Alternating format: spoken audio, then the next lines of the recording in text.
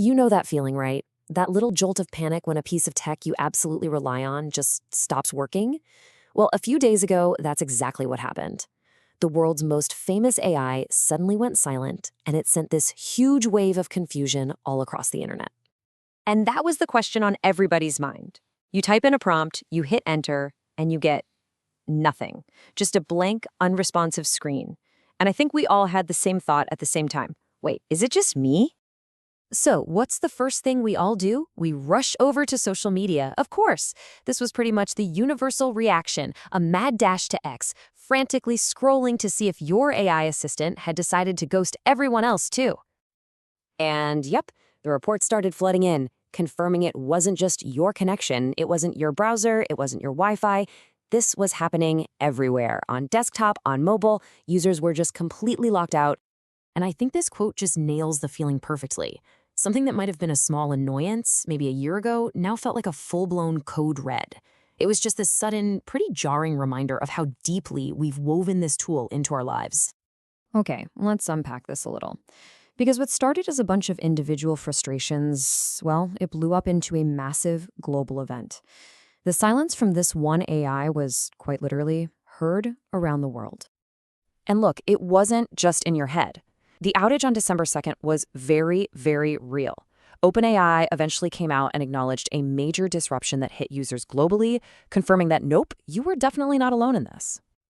And the sheer scale of this, it was huge. At its peak, we're talking over 36,000 user reports pouring into the outage tracking site Downdetector. And you gotta remember, every single one of those numbers is a person, a student, a writer, a programmer, whose entire workflow just slammed into a brick wall.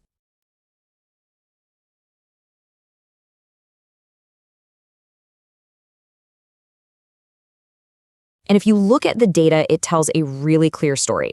A whopping 92% of the problems were with the core ChatGPT service itself. So this wasn't just some little website glitch. The actual engine, the very heart of the platform, was the thing that was failing. But here's the thing, right? As wild as this outage felt, if you've been paying attention, it wasn't a total shock. It's actually part of a much bigger story. A clear pattern of growing pains for one of the fastest growing services, well, ever. Yeah, this was not some random one-off glitch. It's actually the latest data point in a very clear trend. OpenAI is wrestling with this massive challenge of just trying to keep its own infrastructure from collapsing under the weight of its own incredible success. I mean, just look back at the past year. The breadcrumbs are all there. We had a partial outage back in September, a server overload on December 1st, and let's not forget the massive 12-hour global blackout back in June. So you see, this latest incident isn't an anomaly. It's just the newest chapter in a story we've seen playing out all year. And this is where it gets really interesting, right? You've got this disconnect. On one side, OpenAI's official status page boasts a pretty impressive 99.3% uptime. But for the actual users on the ground, 2025 has felt like a year punctuated by at least 5 major productivity-killing disruptions. The official numbers just don't always capture the reality of the user experience. So, okay, let's pull back from the technical stuff for a second. Because what these outages are really showing us is something way more human. It's a mirror reflecting just how incredibly dependent we've all become on these AI tools. So, what's actually going on under the hood? Well, it's pretty simple. The system is basically a victim of its own incredible success. First, you've got insane demand from over 300 million users.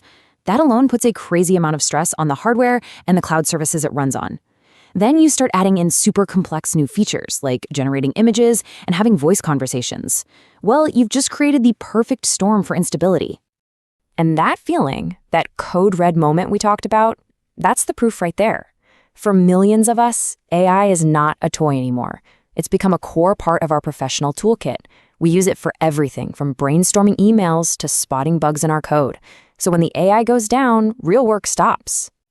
All of which leaves us with a really critical question we have to ask ourselves about the future.